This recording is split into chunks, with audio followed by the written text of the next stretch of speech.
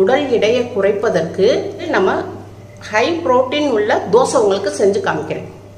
இப்போ தேவையான பொருட்கள்: கம்பு ஒரு 250 கிராம் எடுத்திருக்கேன். எடுத்து ஒரு 5 மணி நேரம் ஊற வச்சுருக்கேன்ப்பா. இப்போ இது வந்து முடக்கத்தான் கீரை. முடக்கத்தான் கீரை உங்களுக்கு எந்த கீரை கிடைக்குதோ நீங்கள் அந்த கீரையை எடுத்துக்கலாம். நான் முடக்கத்தான் கீரை எடுத்திருக்கேன். இப்போ ஒரு 4 பச்சை மிளகாய், இஞ்சி ஒரு சின்ன துண்டு, கொஞ்சம் சீரகம், கொஞ்சம் உப்பு, கொஞ்சம் பெருங்காயப்பொடி, ஒரு 1/2 கப்பு தயிர், ஒரு 1/2 கப்பு ரவை. வாங்க எப்படி செய்யலான்னு பார்க்கலாம். இப்போ வந்து இதை வந்து மிக்ஸி ஜாரில் போட்டுக்கணும்ப்பா. எல்லாத்தையும்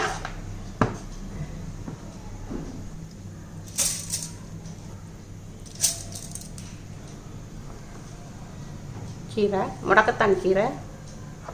நான் முடக்கத்தான் கீரை போட்டிருக்கேன்ப்பா. உங்களுக்கு பாலக்கீரை போட்டுக்கலாம், முருங்கைக்கீரை போட்டுக்கலாம். உங்களுக்கு எந்த கீரை கிடைக்குதோ நீங்கள் போட்டுக்கோங்க.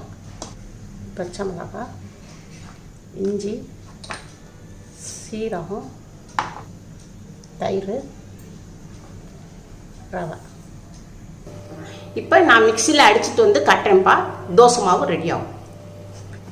இப்போ நான் அரைச்சிட்டு வந்துட்டேன்ப்பா. இப்போ நான் அதில் வந்து கொஞ்சம் தண்ணி ஊற்றி தான் அடிச்சிருக்கேன். அதனால் நீங்கள் கொஞ்சம் தண்ணி ஊற்றி அடிச்சுக்கோங்க. இப்போ இது கிணத்துல மாற்ற கொஞ்சோண்டு உப்பு, கொஞ்சோண்டு பெருங்காயப்பொடி.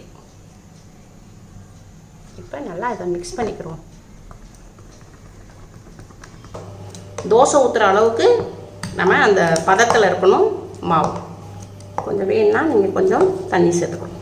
இப்போ நல்ல தோசை சுடுற அளவு பதத்துக்கு வந்துடுச்சு. இப்போ நான் உங்களுக்கு தோசை சுட்டு காமிக்கிறேன். இப்போ சட்டி சூடாகிடுச்சுப்பா. இப்போ நம்ம லைட்டாக எண்ணெய் தடவிக்கிறோம். கேஸ் அடுப்பு வந்து ரொம்ப ஹையில் வைக்க வேணாம், சிம்லேயே வச்சுக்கோங்க. கொஞ்சம் சிம்மில் வச்சு தோசை சுடுங்க.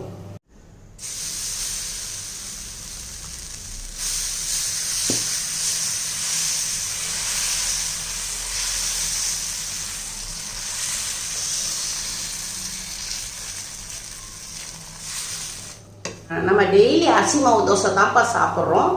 அதுக்கு பதிலாக இந்த மாதிரி தோசை செஞ்சு சாப்பிடுங்க. உங்களுக்கு வெயிட் லாஸுக்கு இது ரொம்பவே யூஸ்ஃபுல்லாக இருக்கும். இதில் புரோட்டீன் அதிகமாக இருக்குது. நம்ம உடம்புக்கு தேவையான சத்துக்கள் எல்லாம் நமக்கு கிடைக்கிது. இந்த தோசையை செஞ்சு பார்த்துட்டு அம்மாவுக்கு கமெண்டில் சொல்லுங்கள். அம்மாவுக்கு லைக் பண்ணுங்கள், ஷேர் பண்ணுங்கள், சப்ஸ்கிரைப் பண்ணுங்கள்.